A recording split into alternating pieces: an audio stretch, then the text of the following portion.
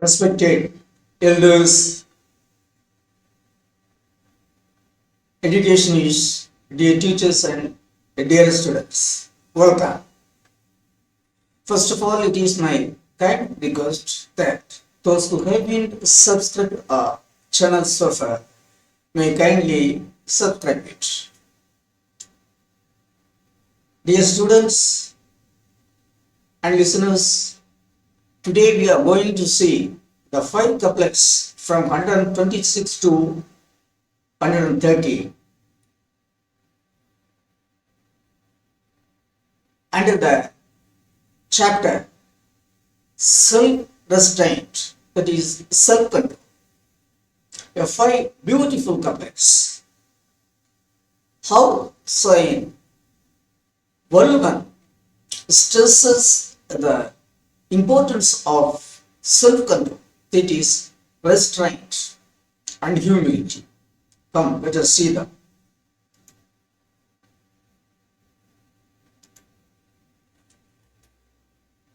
Tirukkural, comments and explanations to the new dimension. Five couplets from 126 to 130. Video 52, dated 10/8/2023.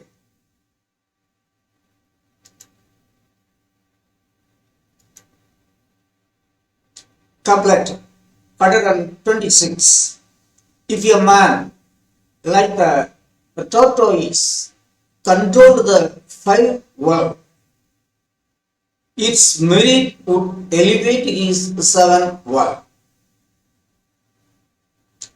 If a man like a tortoise controlled the five world, its merit would elevate his seven world. What is the hidden message of this couplet?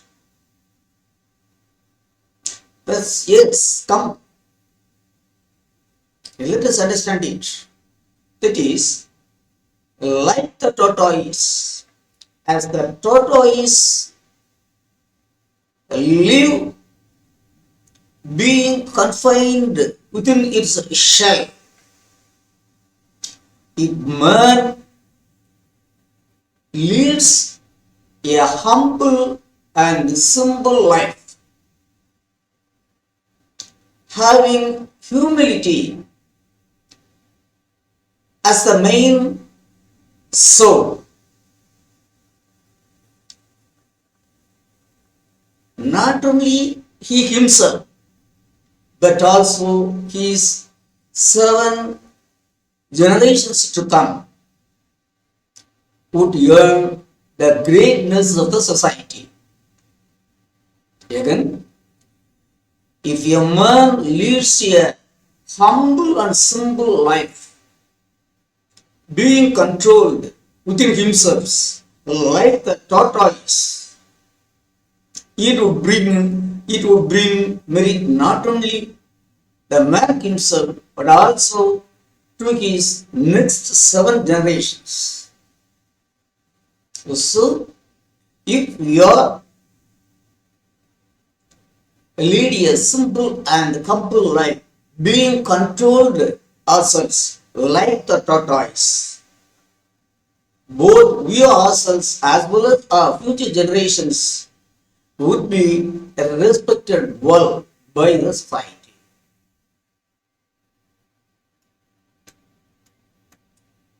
Humility would earn greatness for us and our seven generations. Humility would earn greatness for us and our seven generations. Explanation. If a man leads a life controlling his five senses like the tortoise, the merit of his life will get transmitted well to his next seven generations. If a man leads a life controlling his five senses like the tortoise, the merit of his life will get transmitted well to his next seven generations. That is, humility, the marvelous quality, is the greatest weapon which would protect a man from any kind of danger. If a man has the capacity to control himself from all kinds of temptation, he would well control all people by his kind personality. So, jealously love humility and earn the love and affection of all. So, we should jealously love humility. But that is the greatest jewel for us. Again, if a man like the tortoise controlled the five well, its merit would elevate his seven well. If a man like a tortoise control his five senses, control his five senses, and lead a humble and simple life, it would earn him greatness. It would earn greatness not only for himself, but for the seven generations to come. Humility would earn greatness for us and our seven generations. Then, couplet 127. Though one could not restrain any of his four senses, he should restrain his tongue, or else he must suffer by the fault of his tongue. That is, though a man could not restrain any of his four senses, he should restrain his tongue, or else he must suffer by the fault of his tongue. What is the message of this couplet? That is, out of the five organs, of the five senses, man should protect, even though man fails to protect his four senses, that is, seeing, hearing, and breathing, inhaling, and touching. He should control his tongue. Even though a man is unable to control his eyes, nose, ears, and skin, he should control his tongue. Otherwise, if he fails to control his tongue, it would invite all sorts of disgrace and distress. So, wherever a man fails to protect himself, to control himself, wherever a man fails to control himself, he should control his tongue.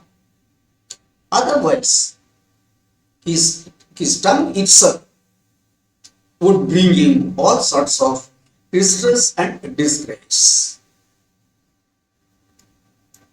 To protect yourself, control your tongue. To protect yourself, control your tongue. Though a man is unable to control the four senses, eye, ear, nose, and skin, he should control his tongue. Otherwise, the unfair words produced by his active tongue must bring him distress and disgrace. That is, it is the tongue which is more dangerous than the other four senses. We do not know when our tongue would bring us greatness and when disgrace. It is our words which bring us both grace and disgrace, merit and demerit. And no account should be allow our tongue to play as it likes. On no account should we allow our tongue to play as it likes. If we failed to control our tongue, it would pour out dangerous and unpolite words and invite all sorts of damage and disgrace. Again, if we failed to control our tongue, it would pour out dangerous and unpolite words and invite all sorts of damage and disgrace. So we should have tight control over our tongue and play it carefully. Again, though one could not restrain any of his four senses, he should restrain his tongue, or else he must suffer by the fault of his tongue. That is, Even though a man is unable to control his four senses, out of his five senses, even though he is unable to control his four senses, eyes, the nose, the ear, and skin, he should control his tongue. Otherwise, his tongue itself would fail him.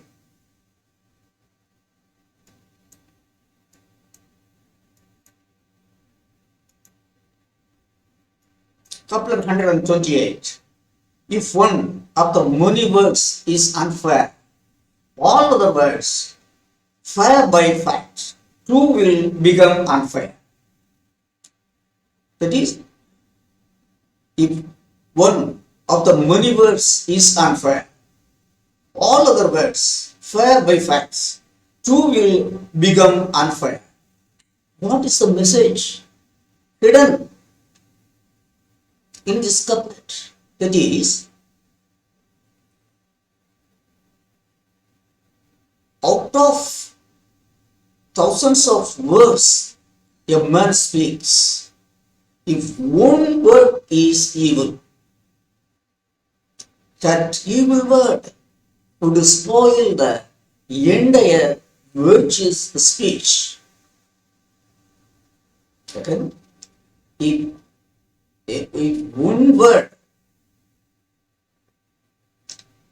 in a speech of thousands words is evil, this one word would spoil the entire message, entire virtuous message, entire fruitful message of the speech. That is, one evil word among hundreds of virtuous words spoken, one evil word among thousands of words spoken is like a drop of poison in the milk of a vessel. Again, one evil word among thousands of meritorious and virtuous words is like a drop of poison in the milk of your vessel. Because this is the message of this poem. That is, one word, one evil word among thousands word is like a poison of a drop of poison in the milk of your vessel.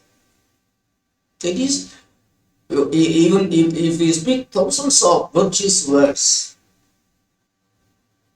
and speak one evil word would ruin, would destroy the entire good message of the speech. Content. One evil word among thousands of virtuous words spoken would be as a drop of poison in the milk of your vessel. One evil word among thousands of virtuous words spoken would be as a drop of poison in the milk of your vessel. Explanation. In a speech, if one word is unfair, the meaning of the entire speech would be taken as unfair. That is, even though we speak 100 virtuous words, the one evil word we speak then, would ruin the entire creative message of the speech. It would ruin the entire creative message of the speech.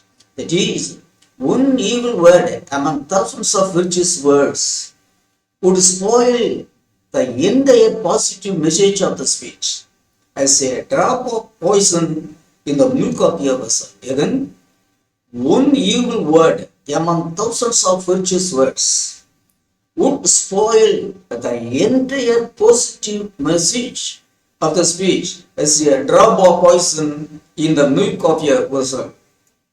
So we should be extremely careful. We should be extremely careful in employing words when we speak. We should be extremely careful in employing words when we speak. Again, If one of the many birds is on fire, all other birds, fire by fire, two will become on fire. If one word is on fire among thousands words, then the thousands word will become on fire. One word, one evil word, one unfair word among thousands fireworks would be like a drop of poison in the milk of your vessel. In the milk of your vessel.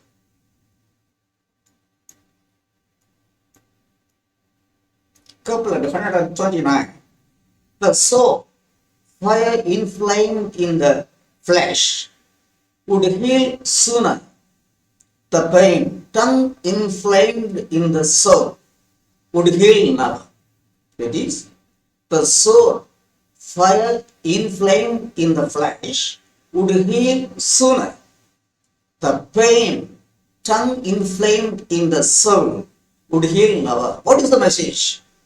It is the pain caused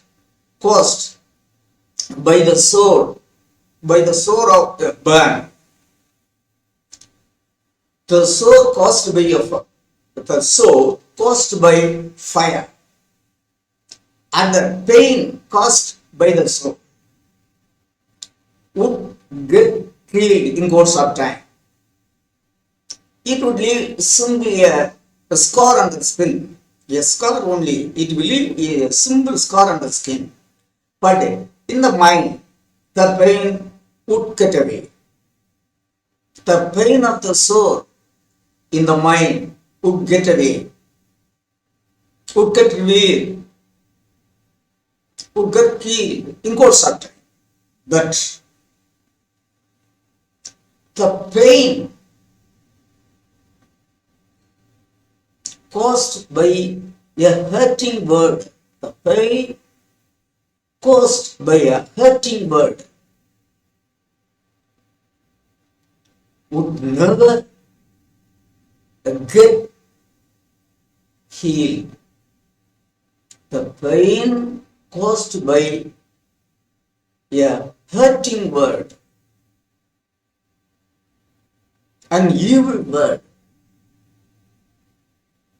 would never get healed.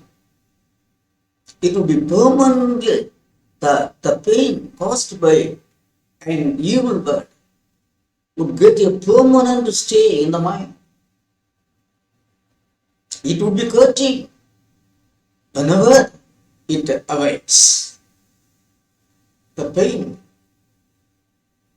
would torture, would hurt. So, the tongue, the soul caused by the tongue is more dangerous than the soul caused by fire.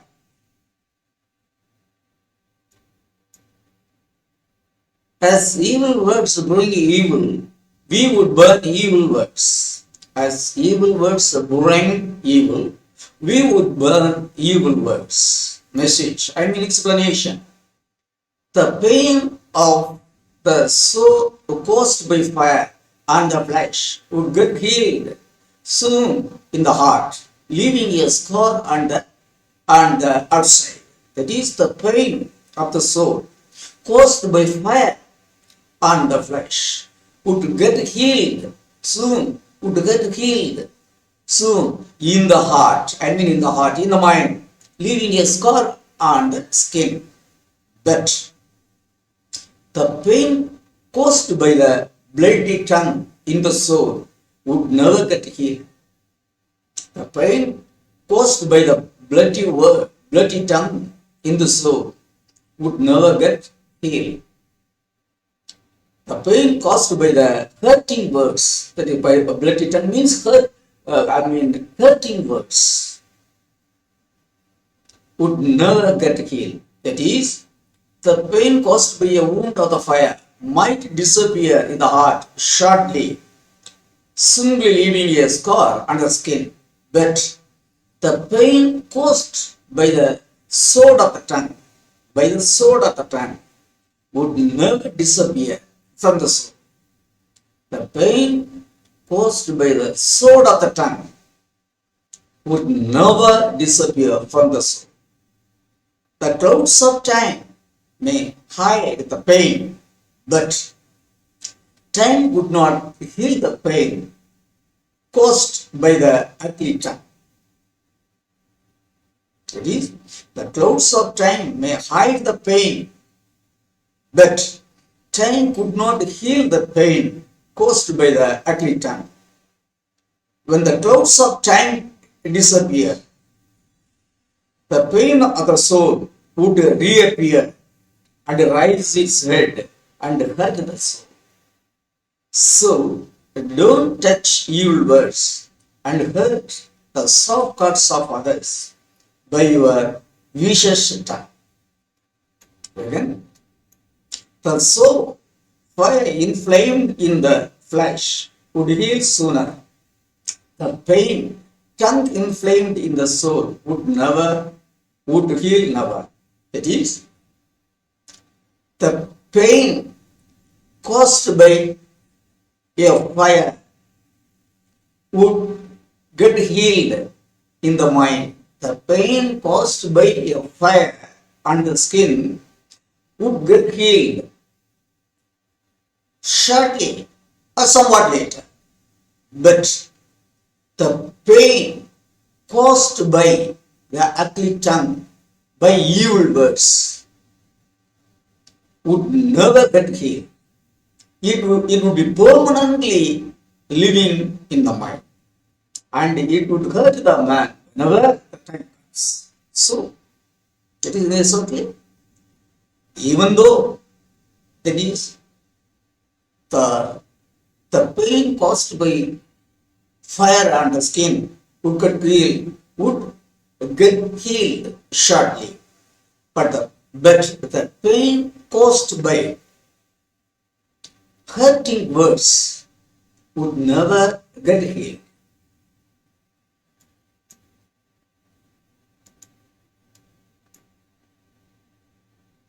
If a man controls wrath, learns and restrains duly, virtue will happily attend him timely. A beautiful couplet. If a man controls wrath, learns and restrains duly, virtue will happily attend him timely. What is the message? That is, if a man is capable of controlling his anger, he learns well and leads a humble life. If a man is capable of controlling his anger, learns well and leads a humble life, then virtue would be happy to enter into his mind and live there. This is the message of this one. It is, if a man is capable of controlling his anger, learns well and leads a humble and simple life, then virtue, the divine angel,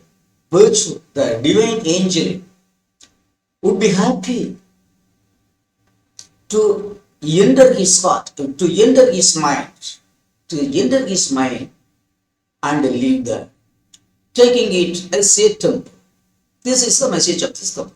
If a man controls the wrath, learns and restrains duly, virtue will happily attend him timely. The mind of the man with learning, humility and free from anger is the divine temple of virtue. That is, the mind of the man with learning, humility and free from anger is the divine temple of virtue. Explanation.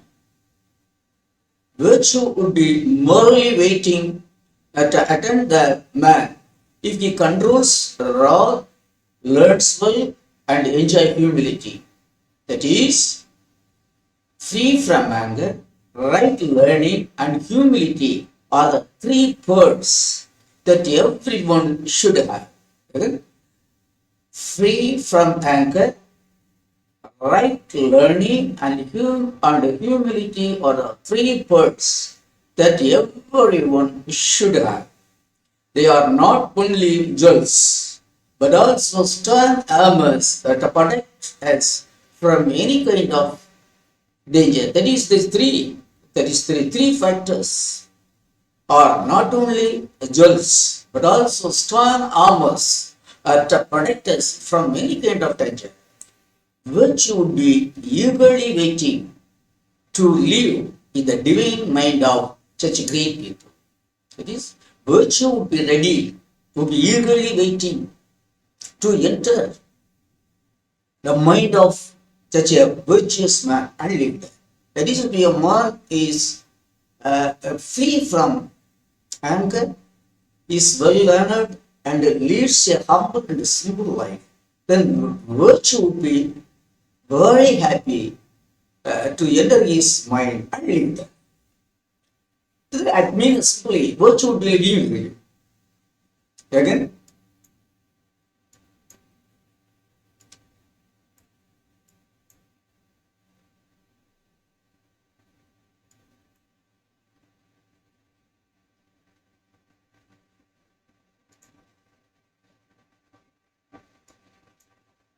if a man controls wrath, learns, and restrains duly, virtue will happily attend him timely.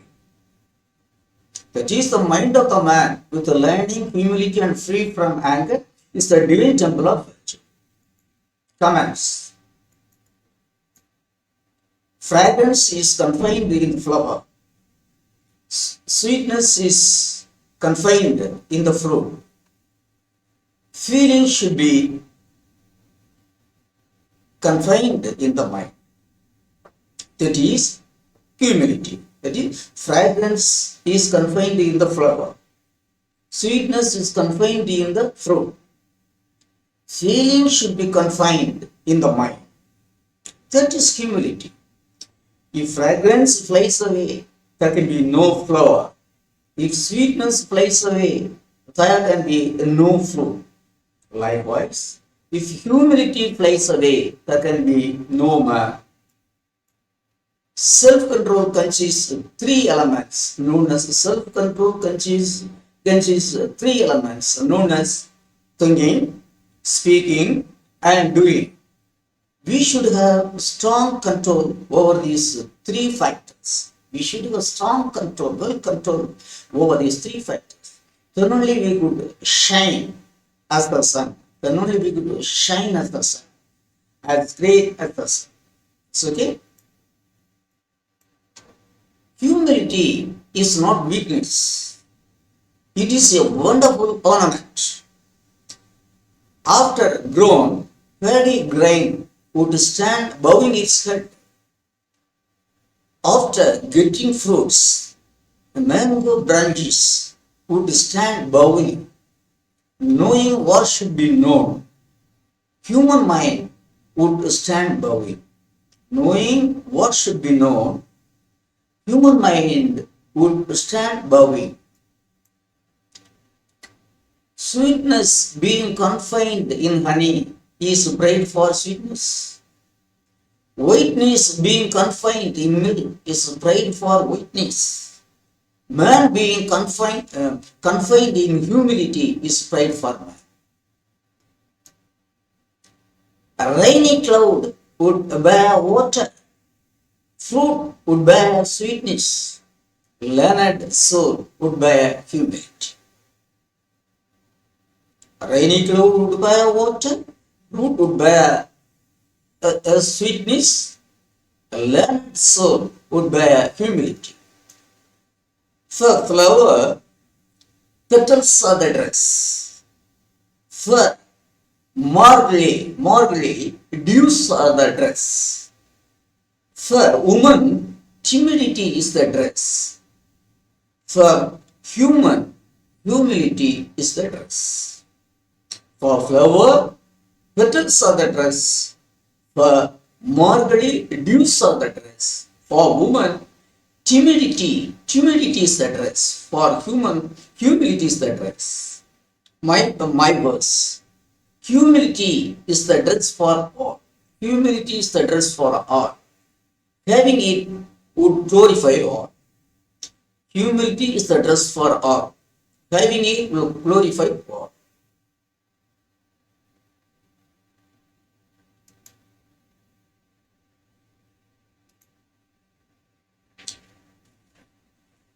And dear elders, educationists, teachers, and students, thus we have seen the five couplets from 26 to 126 to 130. Five couplets. In these five couplets, author Vallabhan beautifully explains the necessity of humility, so self-control. That is, modesty. Humility, modesty, self-control, self-restraint are the synonyms. Every one of us should have self-control, self-restraint.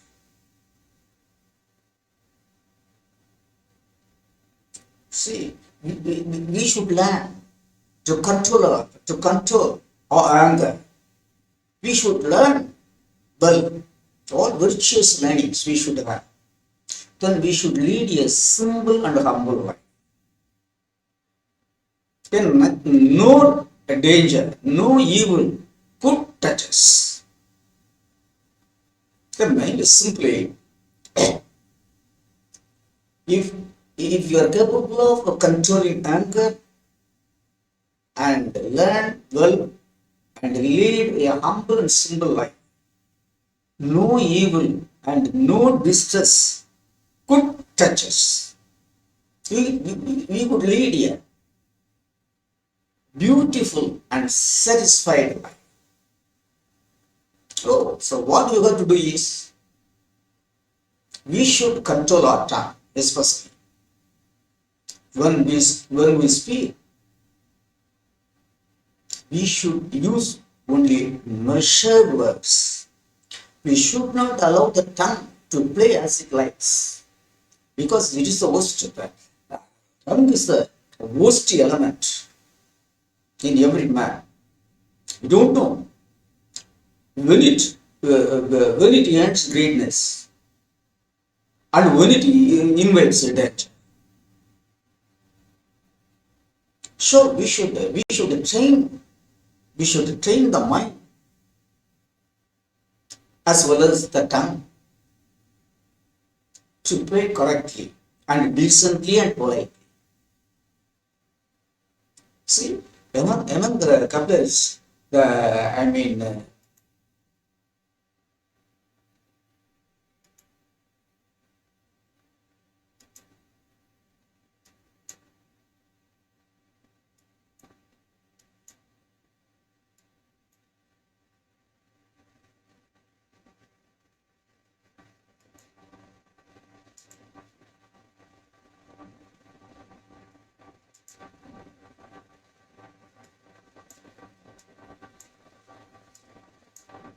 you see, dear elders and dear students, the best couplet I like very much is this one. That is, the soul fire inflamed in the flesh. The soul fire inflamed in the flesh would heal sooner, but the pain tongue inflamed in the soul would heal never. The soul fire inflamed in the flesh would heal sooner, but the pain tongue inflamed in the soul would heal never. That is,